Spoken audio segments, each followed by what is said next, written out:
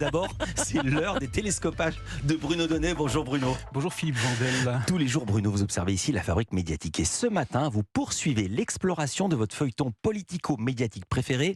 Vos télescopages ont donc pour titre Fond Marianne, épisode 5. Oui, un nouvel épisode de cette grande saga, Philippe, tout simplement parce qu'hier, la commission d'enquête du Sénat a auditionné Marlène Schiappa. Alors dans les médias, l'ancienne ministre en charge de la citoyenneté est toujours extrêmement à l'aise. Pour qui vous vous prenez ? Je me prends pour Marlène Schiappa, c'est déjà beaucoup. Seulement voilà, hier, son audition retransmise en direct par la chaîne Public Sénat a tourné au naufrage.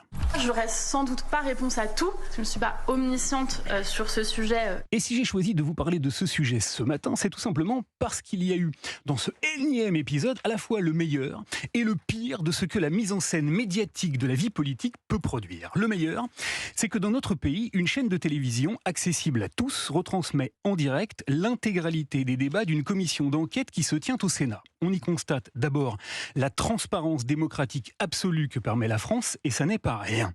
Et puis on y constate aussi que sur un sujet qui questionne l'utilisation de l'argent public, des hommes politiques, en l'occurrence des sénateurs, prennent le sujet très au sérieux et sont capables de s'indigner dès lors qu'il est fait la démonstration que plus de 350 000 € payés par les contribuables ont été alloués à une association qui n'a pas produit le plus petit travail. C'est ce qu'a démontré hier le sénateur Jean-François Husson, passablement agacé devant les inconséquences de notre ministre. Excusez-moi, mais c'est assez extraordinaire ce que vous dites. Vous êtes en train de nous dire qu'avec 3 membres de votre cabinet, vous n'êtes au courant de rien sur, une séquence de 3 semaines d'un fonds Marianne dont vous déclarez l'urgence à agir. Et le pire maintenant, c'est la communication, la mise en scène qui accompagne l'action politique. Car hier, Marlène Schiappa savait parfaitement qu'elle jouait gros, très gros, et qu'elle allait être scrupuleusement observée. Alors, elle a choisi un axe de communication, de défense tout à fait singulier. Lequel ?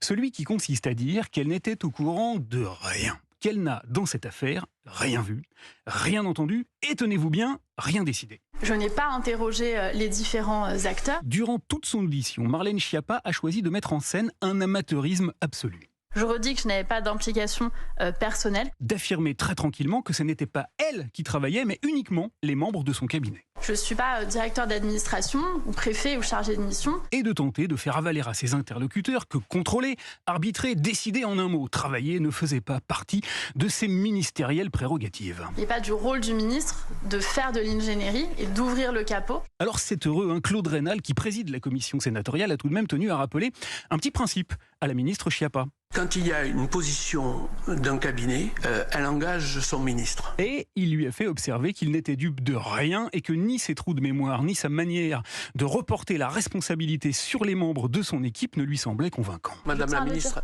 nous partageons votre réponse, mais ce n'est pas la question.